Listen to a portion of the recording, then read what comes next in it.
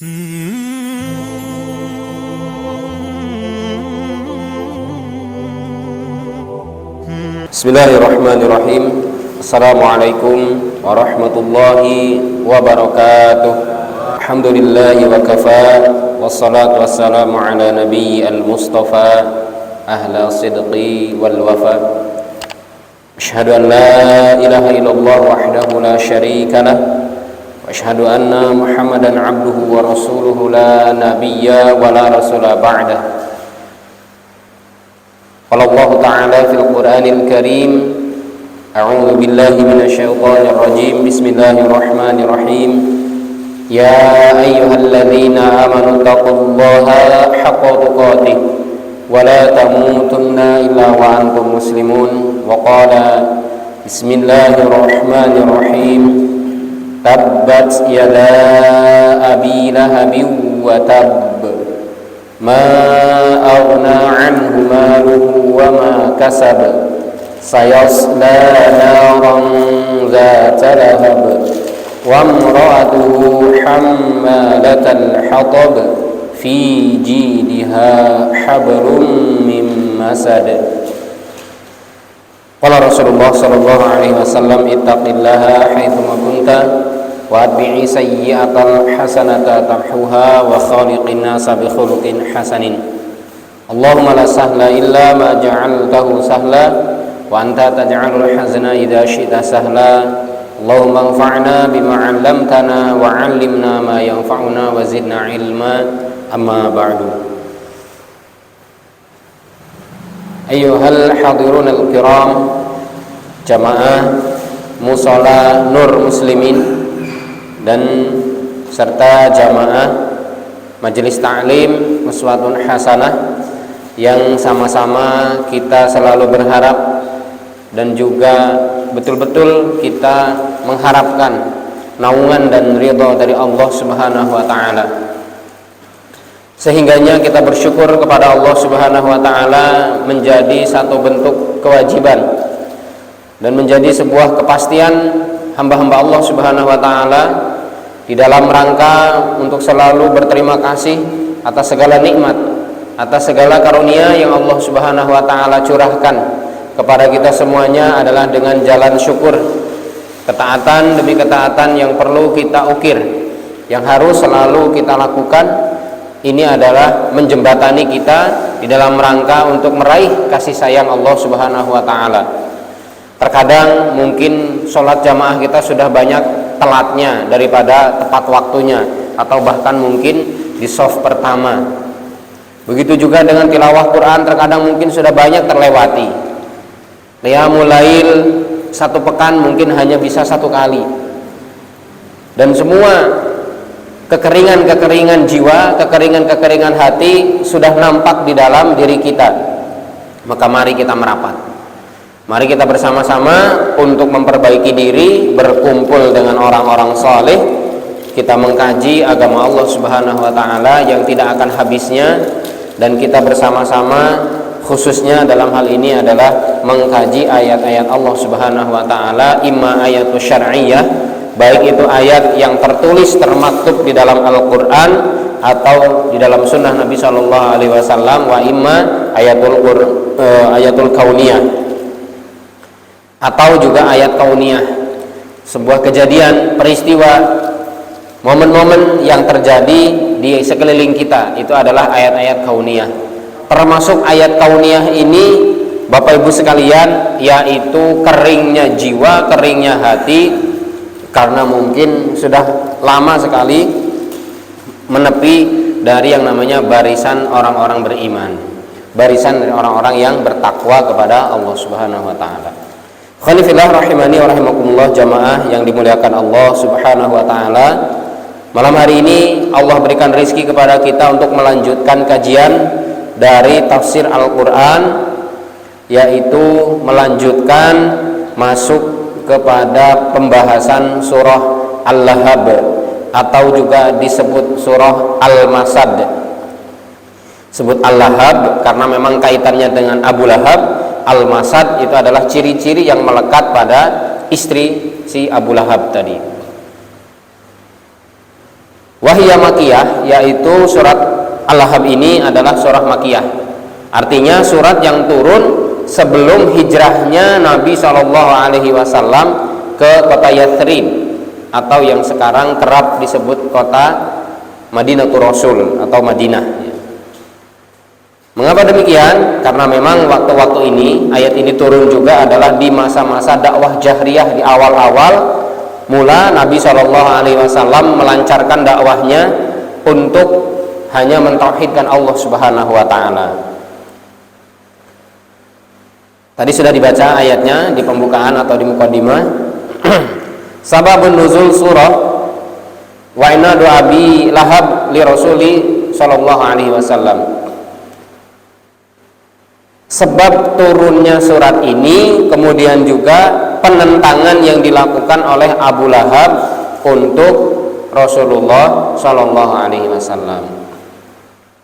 Rawal Bukhari an Ibnu Abbas anna Nabiyya sallallahu alaihi wasallam kharaja ila Batha fa sa'ada al-jabal fanada.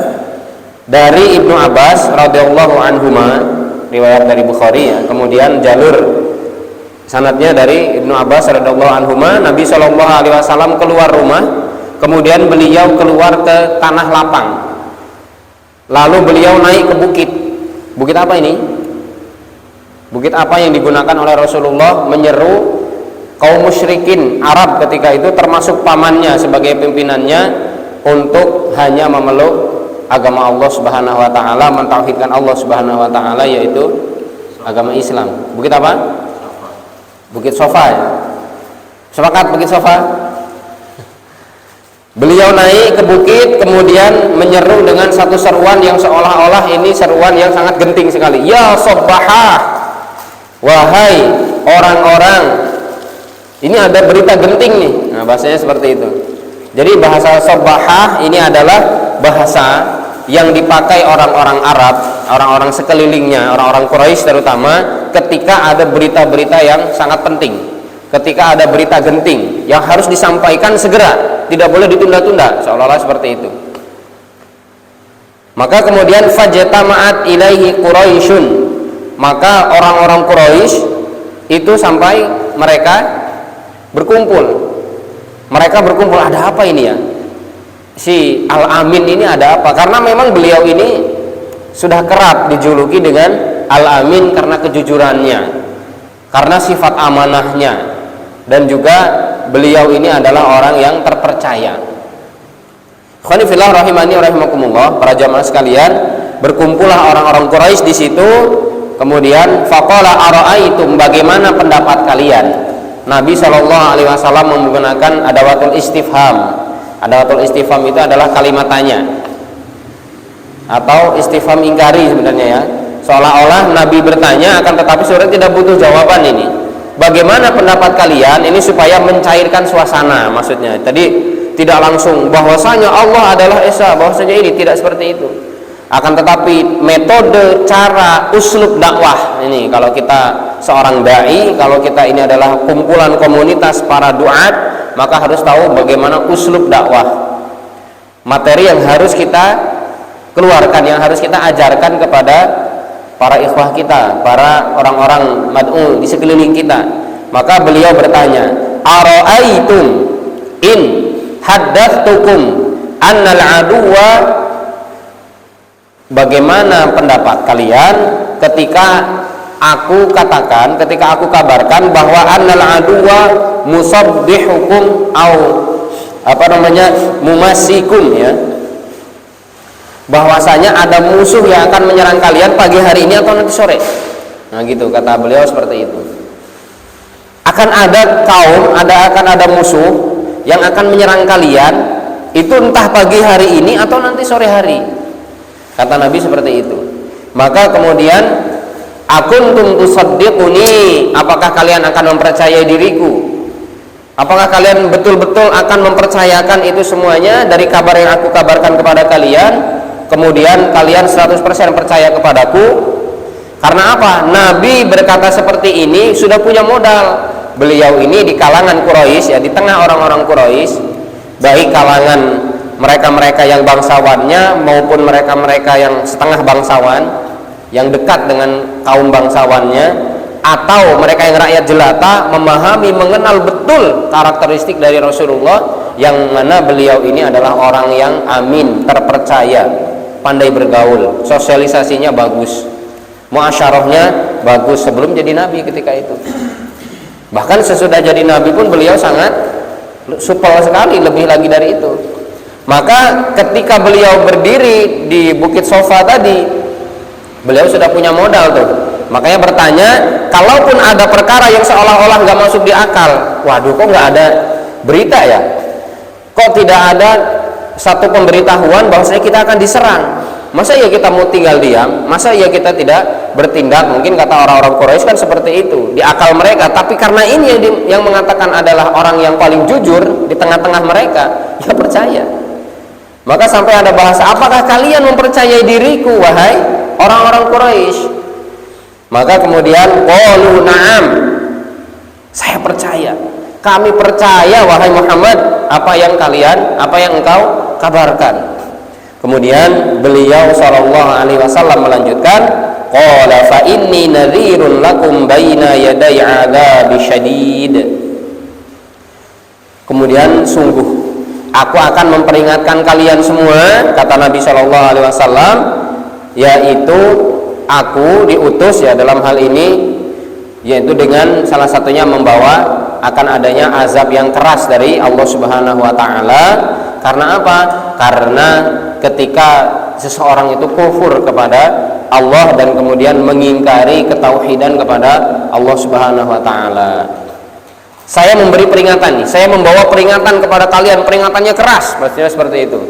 Bahwasanya siapa yang tidak mentauhidkan Allah Subhanahu wa taala, maka dia akan diancam dengan api neraka. Karena sudah punya kepercayaan tadi, sudah ada modal dari percaya oleh kaumnya, maka beliau menyampaikan yang demikian. Maka jamaah rahimani rahimakumullah, faqala Abu Lahab. Abu Lahab kan hadir di situ. Abu Lahab juga sang paman pengen tahu apa sih yang mau diomongin sama ponakanku ini. Kok kayaknya bocah iki kok ora gelem meneng gitu ya, enggak pernah mau berhenti untuk berdakwah. Apa yang mau diomongin gitu.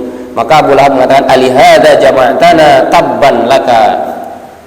Apakah hanya untuk ini Muhammad kamu ini mengumpulkan kami? Apakah cuman gara-gara ini, ucapan-ucapanmu ini yang supaya harus beriman hanya kepada Tuhan yang Esa, kalian ini mengumpulkan kami yang mungkin sibuk dengan aktivitas dagang, pertanian, kemudian mungkin di aktivitas di tempat-tempat yang lain, dan kami dikumpulkan semuanya, dan beliau berteriak itu di Bukit Sofa itu tadi, sehingga berkumpul semuanya. Beliau mengabarkan tentang azab yang pedih yang diancamkan oleh Allah Subhanahu wa taala kepada kaum kufar, kepada para kafirin. Kemudian turunlah surah Al-Lahab, tabbat yada abi lahabi wa tabb, sampai ada dua penekanan, tabbat celaka, sungguh binasalah, yada maksudnya tangan di sini adalah dikatakan di sini jiwa, diri. Maka celakalah Abu Lahab itu, kata Allah Subhanahu wa taala, wa tabba, dan sungguh celaka sekali. Coba kalau kita baca surah Al-Mujadilah di ayat yang ke-22 apa 28, pokoknya ayat terakhir.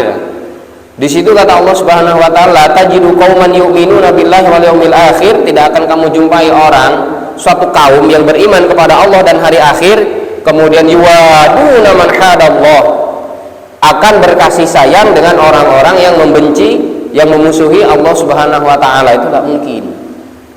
Maka sampai kepada pamannya pun dia akan memusuhi. Hikmahnya apa para ikhwas sekalian? Setiap kebenaran pasti ada musuhnya. Setiap kebenaran yang ditegakkan, keadilan yang ditegakkan, itu pasti akan ada yang ngerecoki, pasti akan ada musuhnya, pasti akan ada selalu hal-hal yang ya keburukan-keburukan yang mengintai di setiap sisinya, dari depan, dari belakang, dari kanan, dari kiri. Karena apa? Itu fitrahnya. Antara yang hak dengan yang batil itu tidak akan pernah bisa bersatu. Antara kebenaran dengan keburukan itu tidak akan pernah bisa bersatu. Ibarat air dengan minyak, pasti akan berpisah. Sama halnya di tubuh keluarga Rasul pun, di Bani Hashim bahkan, Yang termasuk di situ Abu Lahab ini kan termasuk di dalam keturunannya ya dekat sekali dengan Rasulullah Shallallahu Alaihi Wasallam, tapi penentangannya luar biasa kerasnya kepada dakwah Nabi Shallallahu Alaihi Wasallam. Maka kalau kita heran, lah kok aku ki ngaji, kok kakangku ora gelem ngaji ya? Aku ngaji malah dilarang-larang sama bapakku. Mungkin bisa jadi ketika kita ngaji terlalu frontal kepada orang tua. Bahkan kepada orang tua itu dakwahnya beda dengan dakwah kepada yang lainnya, lemah lembut, dengan pensikapan yang arif, dengan pensikapan yang sangat santun. Bukan main, wah ini salah, ini sesat, ini. Nah, seperti itu ya nggak akan diberikan respon positif oleh keluarga. Nabi ini kurang santun gimana? Rasulullah ini kurang arif seperti apa beliau di dalam mendakwahkan tauhid kepada Allah Subhanahu wa taala. Bahkan Al-Qur'an rata-rata atau bisa dikatakan ya sepertiganya lah ya mungkin itu isinya tentang tauhid kepada Allah Subhanahu wa taala. Dan Rasul juga menyampaikannya ya dengan santun, akan tetapi ya tetap saja karena ini adalah bagian dari fitrah yang Allah Subhanahu wa taala gariskan pada takdir kehidupan manusia. Namanya orang soleh pasti ada orang toleh, kan gitu. Namanya orang yang berada di atas al-haq, ada juga di atas yang hoax, kan gitu, yang membawa kebatilan. Hoax itu apa maksudnya? Ya kebatilan, keburukan yang dikemas, dipoles dengan sebuah kebenaran, seolah-olah itu adalah kebenaran. Jemaah rahimani rahimakumullah. Kemudian kata Syekh Shafii Rahman Al-Mubarakfuri di sini di dalam ringkasan tafsir Ibnu Katsirnya, ya ila akhiriha, sampai diturunkan oleh Allah Subhanahu wa taala sepenuhnya, yaitu sampai akhir ayat, yaitu di ayat yang kelima ya, sampai ayat yang kelima, 5 ayat. Jemaah rahimani wa rahimakumullah. Kemudian selanjutnya yang pertama, mengapa Allah Subhanahu wa taala menurunkan ayat ini dengan bahasa tabbat yada abi lahabi wa tab? Karena di sini awal ya, al-awwal doa alaihi. Doa. Artinya doa di sini adalah kecelakaan. Allah Subhanahu wa taala ingin memberikan sebuah perhitungan kepada orang-orang yang membenci Allah Subhanahu wa taala dan ajarannya serta rasulnya atau serta utusannya. Maka ya kita juga mendoakan kepada Abu Lahab, yaitu tentang kehancuran. Kemudian wasani khabar anhu. Yang kedua adalah kabar bahwasanya dia ini adalah orang yang akan celaka. Fa Abu Lahab hadza huwa ahadu a'mam Rasulullah sallallahu alaihi wasallam. Sedangkan Abu Lahab ini adalah salah satu dari berbagai pamannya, dari paman-pamannya Nabi sallallahu alaihi wasallam. Wasmuhu Abdul Uzza. Anak dan namanya adalah Abdul Uzza. Namanya aja udah ngawur ya. Abdul Uzza, hambanya si Uzza. Lata, Uzza, Manat, itu siapa? Siapa mas? Patung. Ya patung, hambanya patung berarti. Karena dia menganggap Tuhannya itu ya Uzza. Maka nama aslinya Abu Lahab ini adalah tadi Abdul Uzza bin Abdul Muttalib ya. Ya namanya juga sudah keliru, makanya perbuatannya juga tidak akan benar, ngawur ya, namanya juga Abdul Uzza atau Abdul Lata, kan ada juga memang seperti itu, atau Abdul Manat gitu. Ya dia tidak ingat bagaimana kemudian kalau nama, kalau di situ Abdun ya harus disandingkan dengan nama-nama Allah Subhanahu wa taala. Harusnya kalau muslim kan seperti itu, Abdul Rahman, Abdul Malik, kemudian siapa lagi? Abdullah ya. Kemudian siapa lagi? Abdul Rahim, ya banyak sekali ya. Banyak sekali, Abdul Majid ya.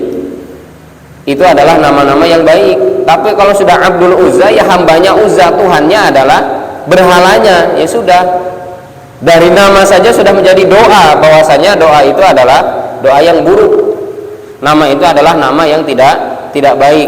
Maka kalau misalkan nama kita ini belum ada maknanya, kalaupun mungkin bahasa Jawa misalkan Suripno, tapi Suripno itu ternyata kata orang tuanya apa, tafsirnya adalah tafsir baik misalkan, biar bagus atau mungkin biar akhlaknya baik, nggak masalah, nggak harus ya, nggak harus, artinya nggak wajib dengan nama Islami, itu nggak masalah.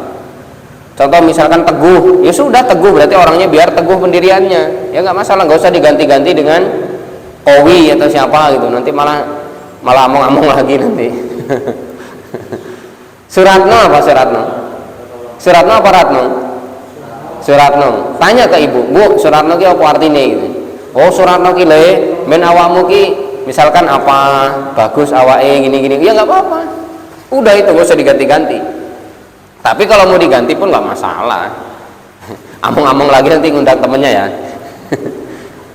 Khanifillah rahimani wa rahimakumullah. Kemudian selanjutnya wa kunyatuhu Abu Atiyah, dan kunyahnya, julukannya itu adalah Abu Utaibah. Abu Atiyah, Abu Utaibah innama sumiya Aba Lahab li isyraqi wajhihi. Disebut Abu Lahab itu karena wajahnya bercahaya.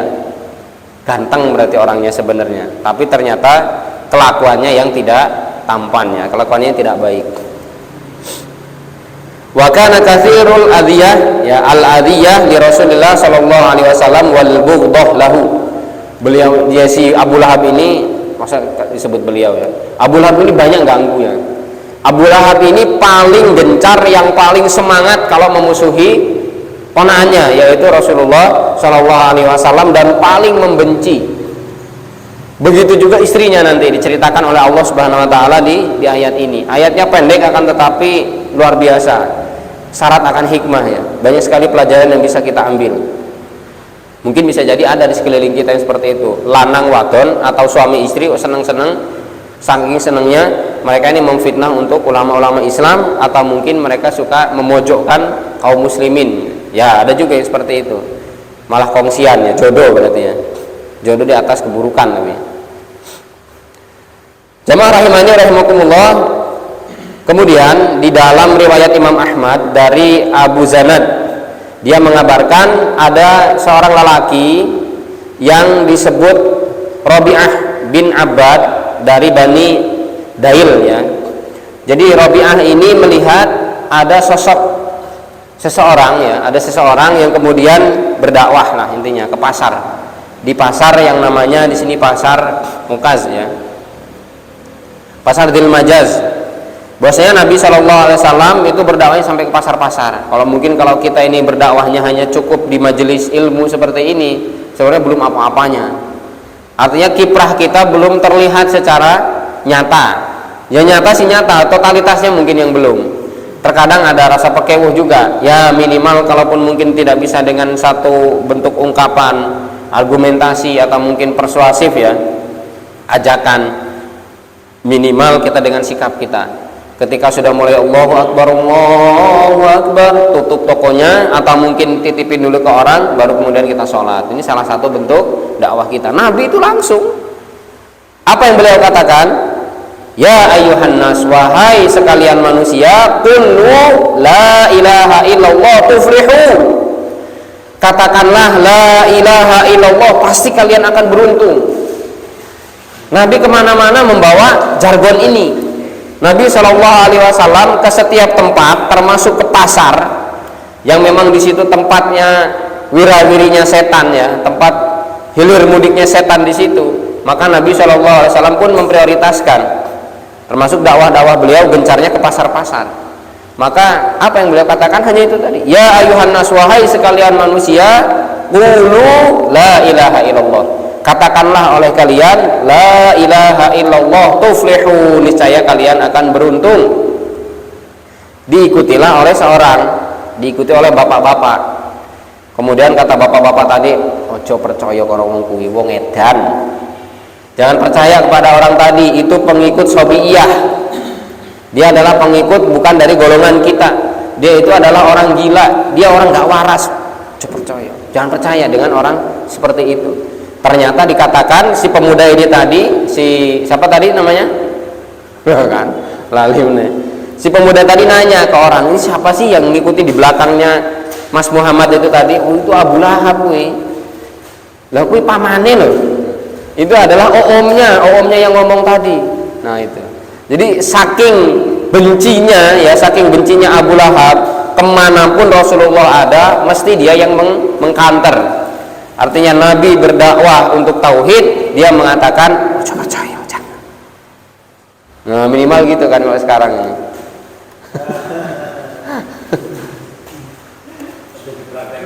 Nah, gitu.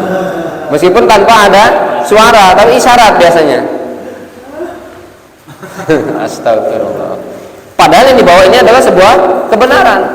Cara kita sudah bijak, cara kita sudah sangat santun, cara kita sudah sangat lembut sekali. Akan tetapi masih saja banyak penolakan. Atau ada bahasanya, "Cuma milu-milu pengajian kayaknya sesat." Mungkin bahasanya gitu, mungkin ya misalkan. Jamaah rahimani wa rahimakumullah, inilah yang menjadi sebuah realita.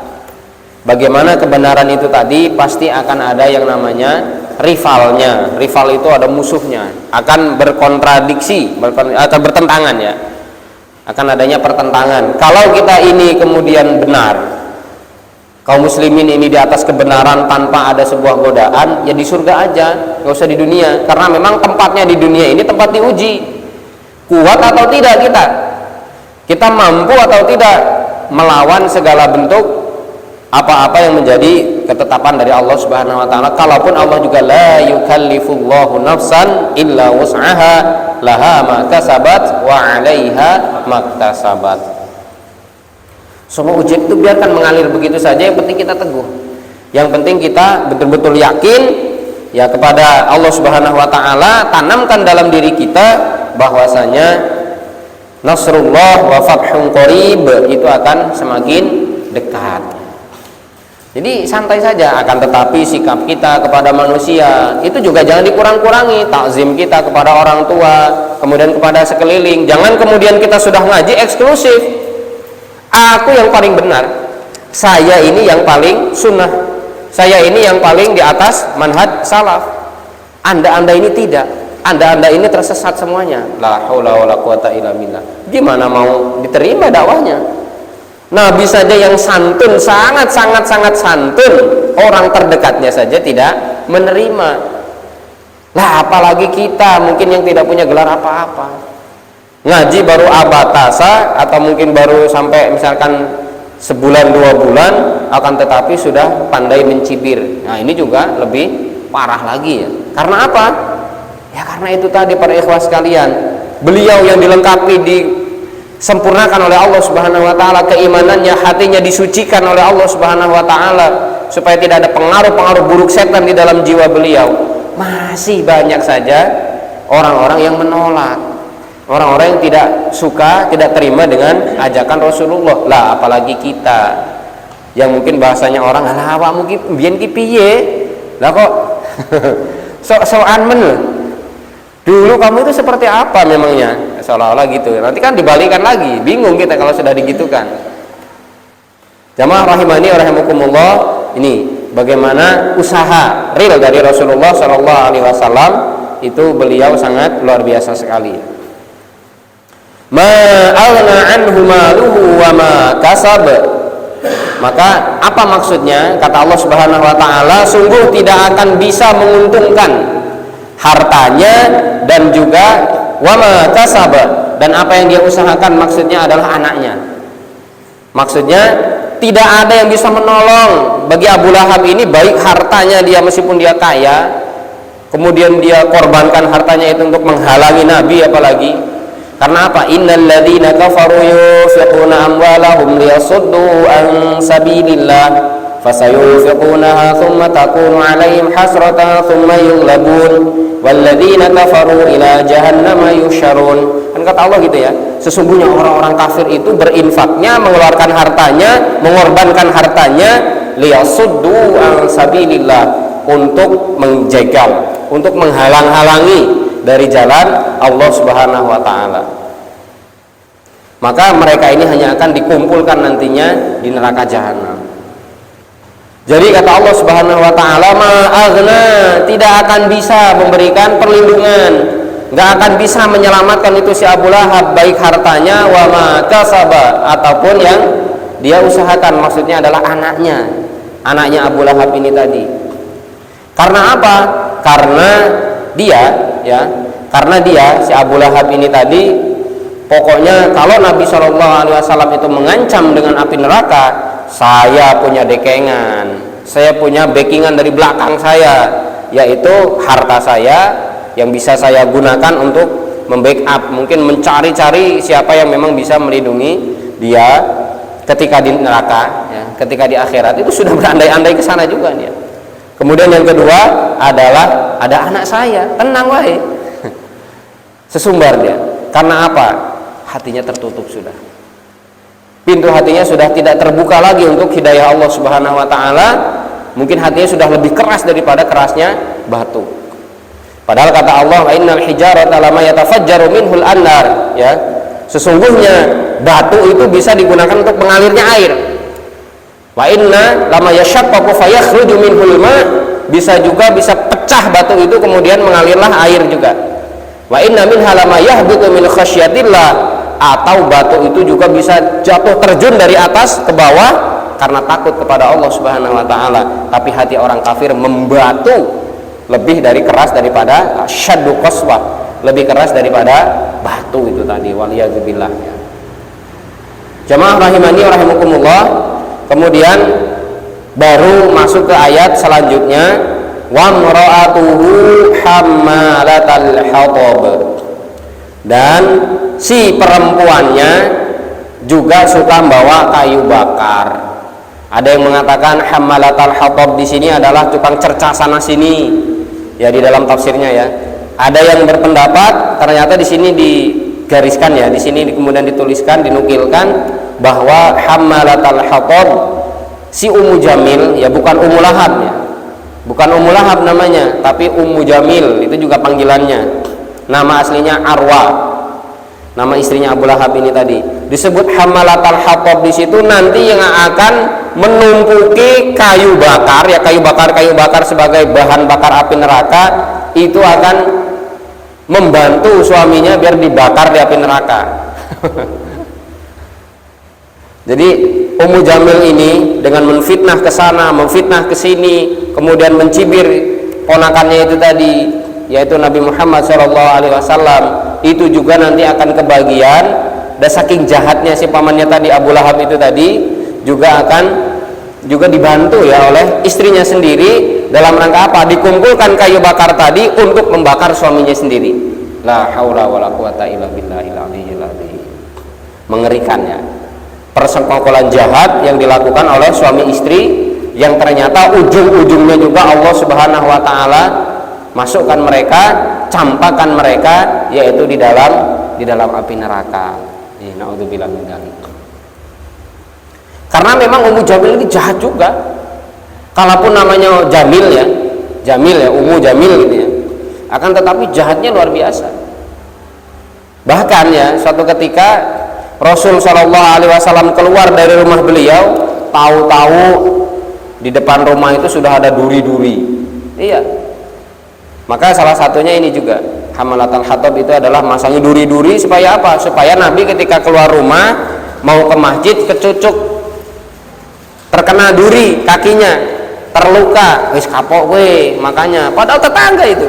Maka kata Rasulullah, ya Allah, tetangga yang macam apa ini kok, orang ini kok bener-bener kok bencinya, sadisnya sama saya. Padahal siapa? Orang terdekat, coba bayangkan. Orang terdekatnya beliau, ya. Akan tetapi karena memang hidayah Allah itu mahal, para ikhwah sekalian, ya, angel, sulit untuk mendapatkan dari pencerahan berupa iman tadi. Karena apa? Ya, dia sudah menolak kok. Dia sudah tidak ingin. Dia tidak mengharapkan pertolongan Allah Subhanahu wa taala yang nantinya di akhirat akan kita sama-sama untuk memintanya. Kita memohon kepada Allah Subhanahu wa taala naungan di padang mahsyar saja. Itu dia sudah tidak ada anggapan ke sana. Makanya kehidupannya gimana caranya Muhammad ini jangan sampai menyebarkan agamanya. Kalau sampai dia menyebarkan agamanya, suamiku ini pamornya turun. Nah itu. Suamiku ini tidak bisa lagi berkuasa. Karena apa? Karena mereka juga mengakui Abu Jahal, Abu Lahab itu adalah tokoh. Mereka adalah orang-orang terpandang di kalangan Quraisy. Di kalangan orang-orang Quraisy itu mereka tokoh-tokoh terpandang. Bahkan kalau Abu Jahal itu malah julukannya, dia ini adalah bapak yang banyak hikmahnya atau ahli hikmah, akan tetapi diganti oleh Nabi sebagai Abu Jahal, bapak kebodohan. Karena apa? Karena kesyirikan yang dilakukan dan dipertahankan. Jamaah rahimani wa rahimakumullah. Kemudian selanjutnya, fi jidiha hablum mim masad. Di lehernya, di bagian lehernya itu adalah ada tali dari masad. Masad itu serabut. Dan kemudian si Ummu Jamil juga nanti akan dimasukkan ke dalam nerakanya Allah Subhanahu wa taala. Maka dikatakan di sini qala Mujahid wa Urwah, ya Urwah bin Zubair berarti ya, bahwa min masadin nar, yaitu dari serabut dari api neraka. Mengerikan. Bayangkan ya, bayangkan api neraka itu dijelaskan oleh para ulama, setetes, setitik biji dzarrahnya saja ketika diteteskan ke muka bumi hangus semuanya. Terbakar semua yang ada di permukaan bumi ini, tidak ada yang tersisa. Kalau terbakar hanya hangus, ada sisanya, mungkin ada belulangnya atau mungkin ada rangka-rangkanya, mending ini habis semuanya, tidak tersisa. Makanya ini masad di sini adalah serabut yang terbuat dari api neraka. Piye terusan? Karena sekecil biji sawinya saja bisa menghancurkan muka bumi dengan seluruh isinya, apalagi ini serabut yang itu akan dikalungkan di lehernya si Ummu Jamil itu tadi ketika nanti di pengadilan Allah Subhanahu wa taala. Ikhwani rahimani wa rahimakumullah, ini nasihat kepada kita semuanya, kepada saya, kepada antum, para jamaah sekalian, mari kita jadikan keluarga kita adalah keluarga surga. Jangan jadi naudzubillah ya, keluarga neraka, keluarga yang selalu memerangi Islam, keluarga yang memerangi para ulama, keluarga yang selalu mencoba bagaimana caranya syiar-syiar Islam, syiar-syiar Nabi Muhammad SAW itu padam. Ngakunya ingin dapat syafaat, akan tetapi ternyata sunnahnya tidak ditegakkan. Maka dengan kita bersolawat, dengan kita selalu mengamalkan dari solawat yang memang sudah selalu kita lantunkan, apalagi di hari Jumat, yang tentunya kata Nabi SAW ada kekhususannya. Ketika hari Jumat itu, bahwa solawat-solawat kalian itu akan sampai kepada aku, akan sampai kepada Nabi SAW. Maka ada anjurannya memperbanyak sholawat, termasuk ketika di dalam masjid, ketika kita dalam ibadah sholat Jumat, perbanyak sholawat, itu adalah bagian dari sunnah. Kemudian menegakkan sholawat itu tadi seperti apa? Ya ini ngaji, kemudian kita kumpul dengan orang-orang soleh, lakukan apa yang menjadi sunnah Nabi SAW. Jangan sebaliknya seperti dua sejoli ini, dua sejoli tapi akhirnya semuanya akan binasa, dimakan atau dilahap oleh api neraka, waliyadzubillah, naudzubillah min dzalik. Kalau salah satunya mungkin agak mending, yang satunya masuk surga, yang satunya masuk neraka, seperti keluarganya Nabi Lut. Nabi Lutnya masuk surga, sedangkan istrinya masuk neraka. Karena apa? Ya harus ikut bersama orang-orang Sodom yang mereka ini melampaui batas. Kemudian siapa lagi? Nabi Nuh juga gitu, sama. Istrinya juga ikut terkena banjir bandang bersama si Kan'an. Ini masih ada yang bisa diharapkan. Lah kalau dua-duanya ini kok nggak ada yang benar, coba bayangkan. Maka kita yang sebaliknya, kita yang menjadi, kalau dalam usul fikihnya mafhum mukhalafahnya, kita yang akan menyelisihi mereka dari keburukan. Maka jadikan diri kita, jadikan istri kita itu adalah pembela agama Allah Subhanahu wa taala. Sebagaimanapun kita bisa melakukannya. Ustaz, saya ini bisanya cuman paling ya mendidik istri saya supaya sholat 5 waktu. Ya nggak masalah. Itu justru menjadi sebuah tujuan yang mulia. Makanya kita harus cross check dulu. Kita harus benar-benar bisa mengecek lagi tujuan nikah kita ini untuk apa sih? Apakah ada tendensi yang lain, ada tujuan yang lain, atau memang betul tulus karena Allah Subhanahu wa taala ingin membangun keluarga surga, membangun rumah kecil yang tadinya mungkin di dunia untuk dibawa nanti ke surganya Allah Subhanahu wa taala, iya atau tidak? Nah itu. Maka ibu-ibu kalau misalkan menuntut kepada bapaknya, jangan nuntut kekayaan, jangan nuntut kehormatan, jangan nuntut kedudukan. Pak, satu yang harus dicamkan oleh bapak, bawa kami, saya dan anak kami ke surganya Allah Subhanahu wa taala. Itu ibu yang jempolan. Kalau belum nemu nyari lagi. Ya Bu ya. Kalau belum nemu nyari lagi. Ya jangan lah. Kalau belum nemu dibentuk. Istri-istri yang seperti itu. Makanya kenapa istri-istri ini kita anjurkan untuk ngaji, supaya apa? Imbang. Ada yang namanya konsep balancing ya, ada keseimbangan. Bapaknya ngaji, ibunya ngaji, jadi paham. Jadi pahami ya. Jamaah rahimani wa rahimakumullah, inilah akhir kehidupan dari orang-orang yang zalim, orang-orang yang membenci Allah Subhanahu wa taala, membenci syiarnya, membenci rasulnya, dan membenci kaum muslimin atau orang-orang yang ingin menegakkan kalimatullah la ilaha illallah Muhammadur Rasulullah. Demikian apa yang dapat kita bahas pada malam hari ini. Kurang lebihnya mohon maaf ya. Seperti inilah hikmah yang bisa kita petik pada malam hari ini, betapa kesudahan bagi orang-orang beriman itu baik, sedangkan kesudahan bagi orang-orang kafir itu kesengsaraan, nestapa, dan juga kesedihan yang tidak ada ujungnya. Maka kita berharap kepada Allah Subhanahu wa taala, mudah-mudahan jiwa kita, diri kita dipenuhi dengan iman, jiwa kita dipenuhi dengan cahaya-cahaya dari Allah Subhanahu wa taala, petunjuk untuk kita berjalan lurus, berjalan tegak lurus, untuk bersama-sama kita meraih surganya Allah Subhanahu wa taala. Saya kembalikan kepada pembawa acara. Barakallahu fikum ajmain. Jazakumullah khairan ala husni ihtimamikum. Bila taufiq wal hidayah wa ridha wal inayah, wallahu muwaffiq ila aqwamit thoriq. Wassalamualaikum warahmatullahi wabarakatuh.